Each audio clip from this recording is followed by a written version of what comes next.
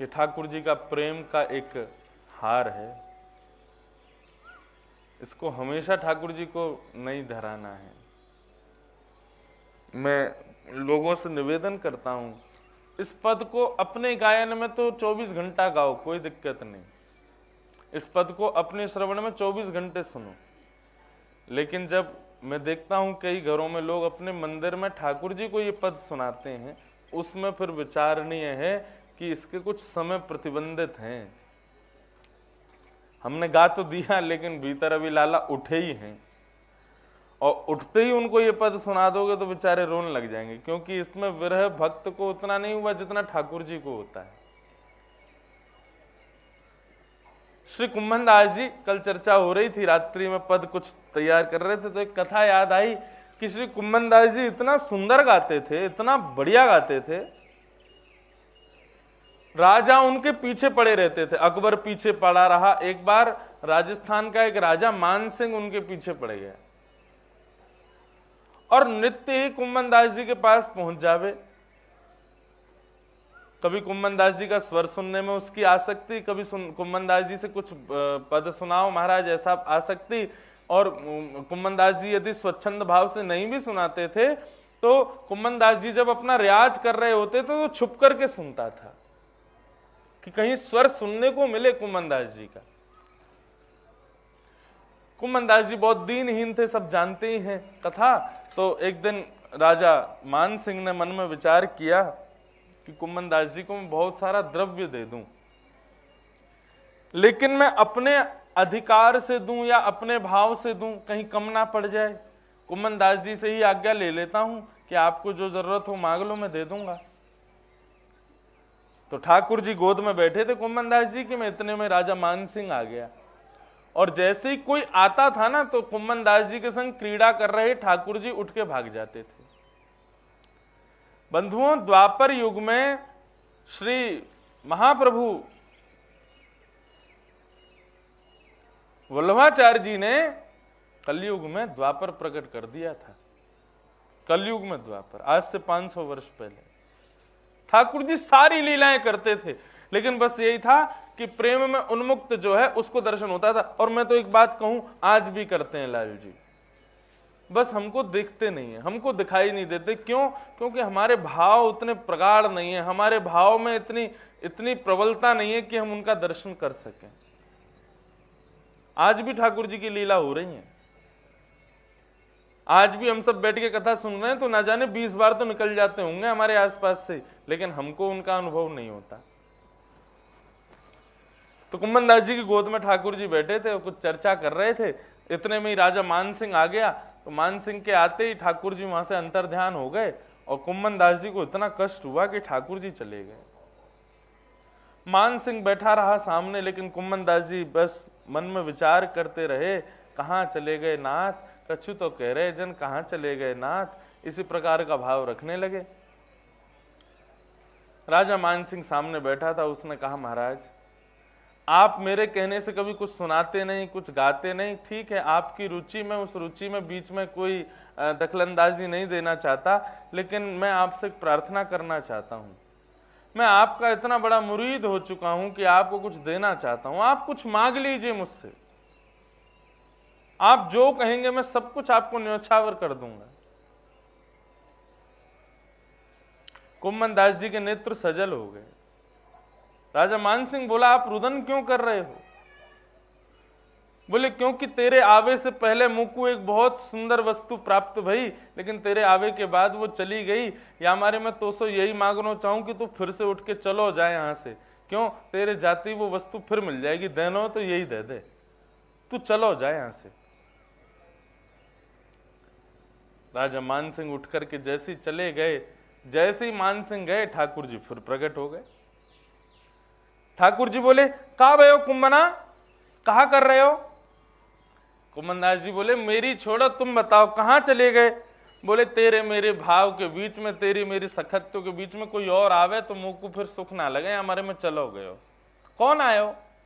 अरे बोले कहीं को राजा आयो मान सिंह, और आके मुझसे कह रो कछु आपको देनो चाहूं, आप ले लो मुझसे, मैं आपको कछु प्रदान करना चाहूं। तो ठाकुर जी बोले तेने कछु लियो नहीं? अब लाल जी मैं कहाँ मांगू, वासे मैंने तो कुछ नहीं मांगो, आप मेरी गोद में बैठे, बाकी आवे से चले गए, तो मैंने वासे कही तू चलो जा, वो ही दे दे मुझको, क्योंकि तेरे जावे तो वो आ जाएंगे। ठाकुर जी बोले अरे बावड़े, मैं नहीं तो पढ़ा के भेजो मान सिंह, मैं नहीं तो बाकू सब मती वाकी ऐसी करेगी वो आके तेरे सब भंडारन को भर के चलो जाए, मैं नहीं तो भेजो बाकू, तेने क्यों बाकू वापस कर दिया, कछु ले ले तो। कुमनदास जी बोले यदि मैंने वहां से कछु ले लियो हो तो, वहां से कछु प्राप्त कर लियो हो तो, वहां से वाकी दी हुई वस्तु को स्वीकार कर लियो हो तो आप दोबारा मेरी गोद में नहीं आते। आपको लगती कि कुमनदास को तो अब सब मिल गया, अब मेरी क्या जरूरत है, अब मैं जाके अपनी लीला करूं। आप दोबारा मेरे पास यही मारे आए क्योंकि वाकी दई हुई वस्तु मैंने स्वीकार नहीं की, वाकी दई हुई वस्तु को मैंने अंगीकार नहीं किया, आप इसीलिए मेरे पास वापस आए। और ठाकुर जी हमारे लिए तो सर्वधन सर्व सुख सर्व सब कुछ आप ही हो, और क्या मांगे हम आपसे। ऐसा भाव श्री कुमनदास जी का। तो रूप स्पर्श गंध और शब्द ये चार रस हैं, और इन चार रसों की प्राप्ति के लिए ही संसार में हम सब लोग भाग रहे हैं। किसी को रूप चाहिए, किसी को रस चाहिए, किसी को स्वर चाहिए, किसी को शब्द चाहिए, किसी को स्पर्श चाहिए, हमको यही चाहिए, और इसी की भागदौड़ में हम सब लोग लगे हैं। लेकिन ठाकुर जी के सखत्व सखा के लिए यह भाव हो कि उसके लिए ये चारों रस के रूप में ठाकुर जी विराजें, और एकमात्र हमारे लाल जी हैं जिनके चारों रस विद्यमान हैं। ठाकुर जी रूप से भी विद्यमान है, ठाकुर जी रस से भी विद्यमान है, ठाकुर जी स्पर्श से भी विद्यमान है, ठाकुर जी शब्द से भी विद्यमान है, बस स्वीकार करने की देर है। जितेंद्रिय का भाव यही है, जिसकी प्रत्येक इंद्रिय ठाकुर जी को पाना चाहिए। हमारे अनंत रसिकों ने, हमारे अनंत भाव विभोर सखाओं ने, सबने ठाकुर जी को इन चतुर रसों में प्राप्त करने का प्रयास, पंच रसों में प्राप्त करने का प्रयास किया, इसलिए ठाकुर जी के वे सखा बन गए। सखा मतलब पूर्ण समर्पण, आत्मनिवेदन, सर्व प्रकार से ठाकुर जी के हैं हम, ये बात। तो ये तीन गुण सखा में होने चाहिए, विरक्त, प्रशांत, जितेंद्रिय। और चौथा गुण जो ठाकुर जी को अपने सखा में चाहिए वो क्या है? चौथा गुण है दया।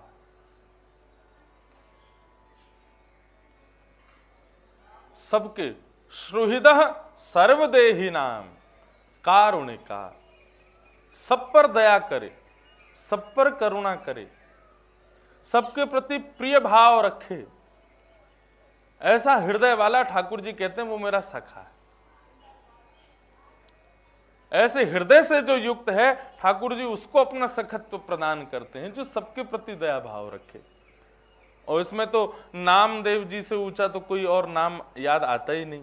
कैसी दया उनके भीतर, जो कुकर के पीछे घी का डिब्बा लेके भाग रहे हैं कि अरे विठलनाथ सूखी रोटी मत खाइयो, नेक रुक जा, नेक मुझको घी तो चुपड़न दे। रोटी बना रहे थे, इतने में ही कुत्ता लेके भाग गया, तो पीछे भागे उसके। हम लोग होते तो डंडा लेके भागते, लेकिन श्री नामदेव जी उसके पीछे घी का डिब्बा लेके भाग रहे हैं। अरे विठलनाथ सूखी रोटी मत खाइयो, अरे विठलनाथ तुम्हारे मुखमंडल में आनंद नहीं आवेगो, गले में इर्ज जावेगी सूखी रोटी, ने घी तो लगान दो। घी का डिब्बा लेके कुत्ते के पीछे भागे तो कुकर में से श्री पंडरीनाथ भगवान प्रकट हो गए।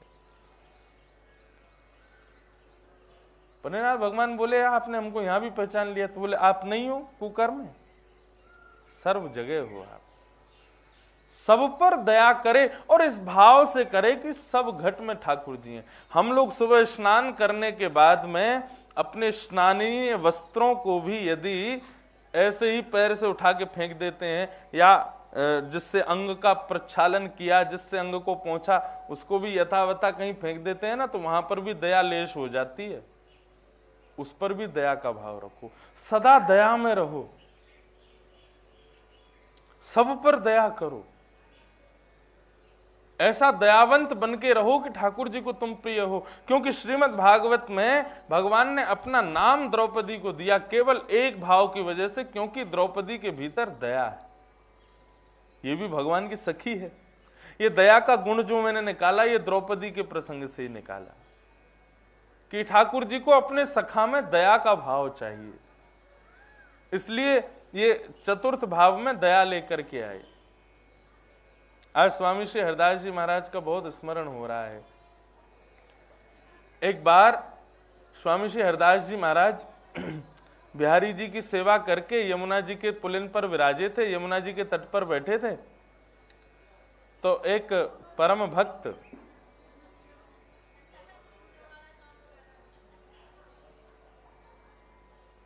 उसको जब पता चला कि वृंदावन में कुंज बिहारी, अच्छा बिहारी जी का नाम बांके बिहारी बाद में हम लोगों ने रखा, उनका मूल नाम कुंज बिहारी। श्री स्वामी हरदास जी ने जो नाम रखो वो कुंज बिहारी, इसीलिए स्वामी हरदासी संप्रदाय के सब बोलते हैं कुंज बिहारी श्री हरदास, बांके बिहारी श्री हरदास नहीं बोलते, कुंज बिहारी। उसके पीछे भी भाव, बहुत सुंदर कथा है। स्वामी श्री हरदास जी महाराज नित्य ही एक सघन कुंज में विराजते थे, निधिवन में। तब बिहारी जी प्रकट नहीं हुए थे और नित्य ही एक कुंज को जाकर के प्रणाम करते थे, एक ही कुंज को प्रणाम करते। सब स्वामी श्री हरदास जी के जितने भी अनुयायी थे, सबने सोचा ये स्वामी जी इसी कुंज को क्यों प्रणाम करते हैं, इसमें ऐसी क्या विशेषता है।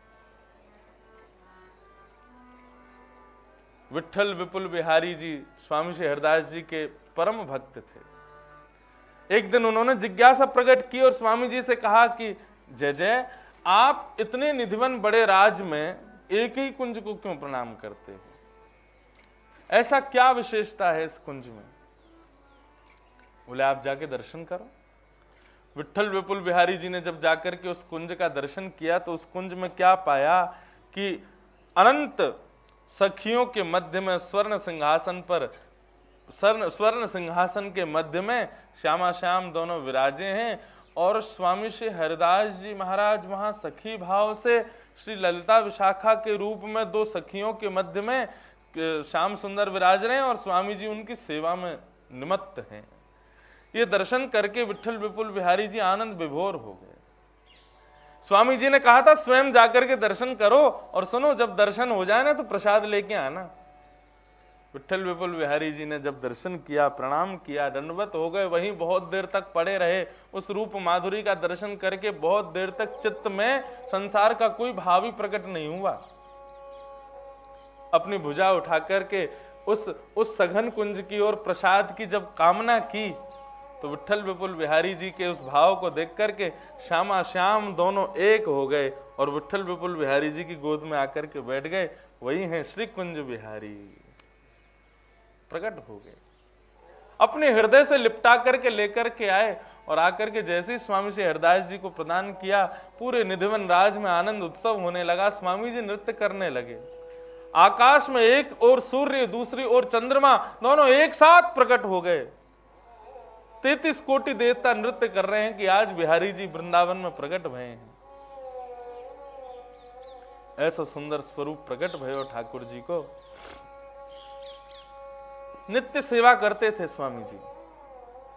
हमारे बिहारी जी को दो चीजें प्रिय हैं, जैसे श्रीनाथ जी को 3 भाव प्रिय हैं, राग, भोग और सेवा। आपके घर के ठाकुर जी की यदि आप राग सेवा ना कर सको, सबसे श्रेष्ठ है राग सेवा। आप कुछ गा के ना सुना सको, कुछ कीर्तन ना सुना सको, कुछ भजन ना सुना सको, कोई बात नहीं, स्वर इतना अच्छा नहीं दिया ठाकुर जी ने तो भोग सेवा करो। लेकिन एक बात और याद रखना, यदि आपका स्वर उचित नहीं है ना, स्वर ज्यादा बढ़िया नहीं है तो ज्यादा मत गाना ठाकुर जी के आगे। ये बात हम सत्य कह रहे हैं। यदि स्वर मधुर नहीं है और ठाकुर जी के सामने जबरदस्ती रह रहे हो ठाकुर जी को सुख नहीं मिलेगा। बुरा नहीं मानना, आपका स्वर अच्छा नहीं है, ठाकुर जी ने आपको उस भाव के लिए भेजा ही नहीं है, इसलिए उसको कट्टस कर लो, बोले कि इसके लिए मैं आया ही नहीं हूं, तो ये भाव मुझे स्वीकार देना ही नहीं है ठाकुर जी। बाकी के और हैं क्या? राग नहीं दे सकते, भोग दो। लेकिन एक बात कहूं, जिनके पास राग का भाव है, जिनके पास स्वर है, वो अपनी कंधा को रोज थपथपाया करो। ठाकुर जी ने कितनी कृपा की कि आपको स्वर दिया। अनंत निप्रति स्वामी श्री हरदास जी महाराज से लेकर के और वहां सूरदास जी तक सबका ये मानना है, सबका ये स्वीकारीकरण है कि ठाकुर जी नम, यम, नियम, आसन, प्राणायाम, प्रत्याहार, जप, तप आदि इन सब भावों से मिलेंगे। कितने वर्षों में, कितने समय में, कितने दिनों में मिलेंगे कुछ कह नहीं सकते, लेकिन यदि आपके पास स्वर है तो स्वर के गायन के कुछ क्षण बाद ही ठाकुर जी का अनुभव आपको हो जाएगा। आप लोग कहोगे महाराज जी आपके पास तो स्वर है, आपने अपना पक्ष तो भारी कर लिया, और हम लोग कहां जाएं? गजराज तारो तेने आवने को, जावने को, खावने पकावने को मीराबाई तारी है। यदि स्वर का भाव अच्छा नहीं है तो भोग की सेवा करो, ठाकुर जी को नित्य भोग बनाओ। अच्छा एक बात, राग सीखने पर आएगा, भोग भी सीखने पर आएगा, लेकिन राग सीखने के बाद भी उतना बढ़िया आएगा ये कह नहीं सकते। भोग सीखने के बाद अच्छा आ जाएगा, इसलिए भोग सुंदर सुंदर बनाओ, नई नई वस्तुएं बना बना करके ठाकुर जी को पवाओ। आप कहो कि अब से भोग भी नहीं होता, तो तीसरा तो आपको करना पड़ेगा क्या? ठाकुर जी का श्रृंगार करो। आप कहोगे महाराज जी हमसे नहीं आता, माला कैसे पहनाते हैं, पोशाक कैसे पहनाते हैं, कुछ नहीं आता, तो एक काम मेरे कहने से कर लेना। केसर लेना, चंदन से उसको घिसना, बढ़िया जब केसर चंदन युक्त होकर के बढ़िया चंदन तैयार हो जाए तो ठाकुर जी के माथे पर और दोनों कपोलों पर थोड़ा थोड़ा चंदन लगा देना। ठाकुर जी उसी से रीझ जाएंगे, उसी से आनंदित हो जाएंगे। तीनों में से कुछ तो होना चाहिए जीवन में, या तो राग हो, या तो भोग हो, या फिर श्रृंगार हो। और तीनों से ही वंचित हो तो फिर तो सीताराम कृपा करें आप पे, चकाचक भोग पाओ, तान दुपट्टा सो जाओ। आपको ठाकुर जी ने संसार की शोभा बनाने के लिए भेजा है, संसार की शोभा बनाओ। हाँ कुछ लोग संसार की शोभा में भी तो रहें, सब भक्त हो जाएंगे फिर संसार कैसे चलेगा? इसलिए राग भोग श्रृंगार तीनों में ही रुचि नहीं है तो फिर आपको ठाकुर जी को दूर से प्रणाम किया कर, जय हो। अब होटल में जगह ही नहीं है तो कहां घुसोगे? सब ऑक्यूपाइड हो गया तो फिर कहां जाओगे? कहीं और ही व्यवस्था देखो अपनी। लेकिन प्रयास तो करना चाहिए। हमारे बिहारी जी को दो चीज प्रिय हैं, एक तो राग और दूसरा इत्र सेवा। हरिदासी परंपरा जैसी इत्र सेवा पूरी परंपराओं में कहीं नहीं होती। जब भी आप निधिवन राज जाओ, जब भी आप तटीय स्थान जाओ, जब भी बिहारी जी के दर्शन करने जाओ, बिहारी जी अलग ही चमकते हैं। क्यों? इत्र खूब रज रज के लगवाते हैं। इत्र की सेवा बहुत प्रिय है ठाकुर जी को। तो स्वामी श्री हरदास जी दोनों में ही निपुण हैं। राग भी सुनाते हैं ठाकुर जी को। आहा, नैना रूप भरे,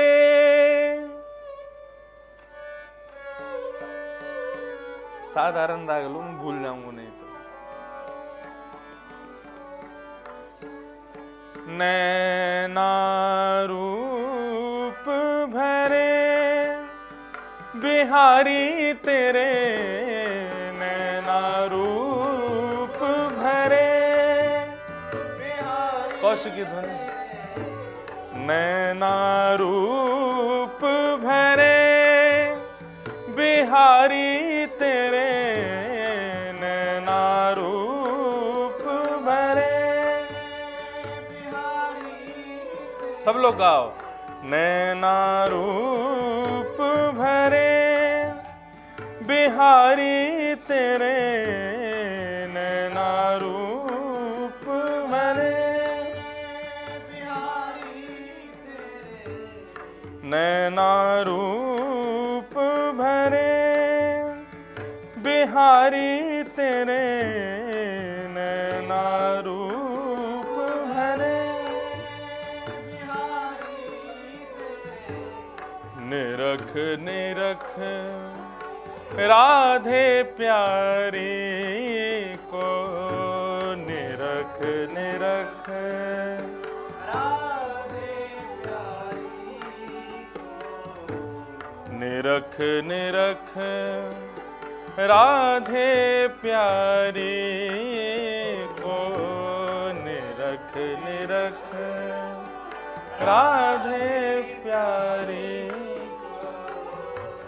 अनत न कबहु टरे बिहारी तेरे, अनत न कबहु टरे बिहारी तेरे, नैना रूप भरे बिहारी तेरे, नैना रूप भरे।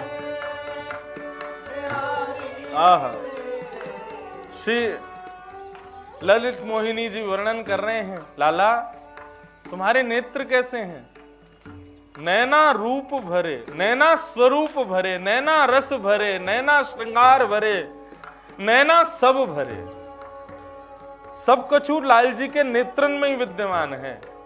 और निरख निरख प्यारी राधे को अनत कबहु न टरे। बोले कैसे नेत्र हैं? बोले एक तो होवे कि कोई वस्तु की सुंदरता देख करके आप थक जाओगे, लेकिन लाल जी के नेत्र कैसे हैं? बोले किशोरी जी 24 घंटा देखते रहे फिर भी उनको मन भरे ना है। नैना रूप भरे बिहारी तेरे, नैना रूप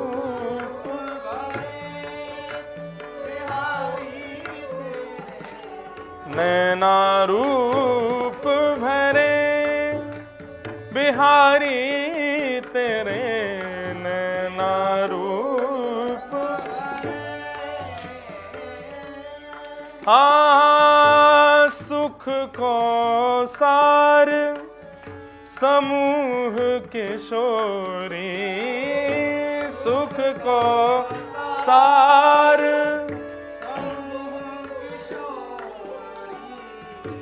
सुख को सार समूह किशोरी, सुख को सार समूह किशोरी। उमगी उमगी अंकों भरे, उमगी उमगी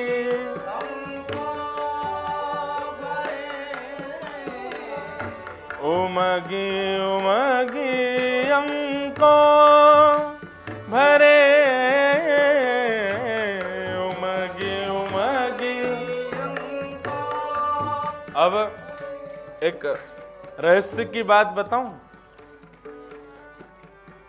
श्री गोविंद देव जी, बिहारी जी, राधा रमन जी, मदन मोहन जी, सबकी भुजाएं ऐसी ही क्यों रहती हैं?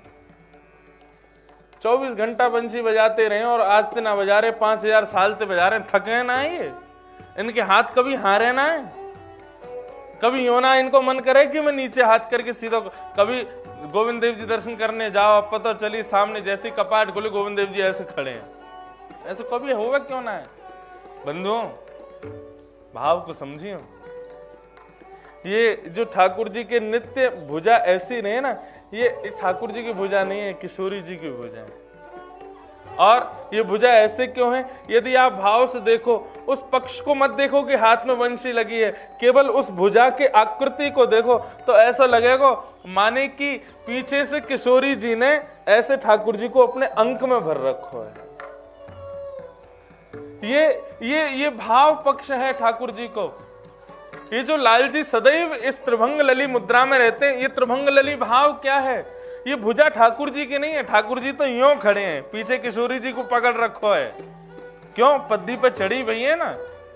ये भुजा कौन की है? बोले ये तो किशोरी जी की है, ठाकुर जी को अंक में भर रखो है। ये भाव है। या हमारे कभी थके ना है ठाकुर जी, सुख को सार समूह किशोरी, सुख को सार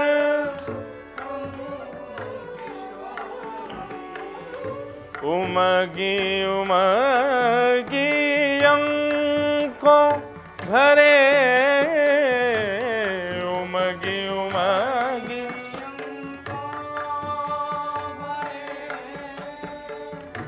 नैना रूप भरे बिहारी तेरे, नैना रूप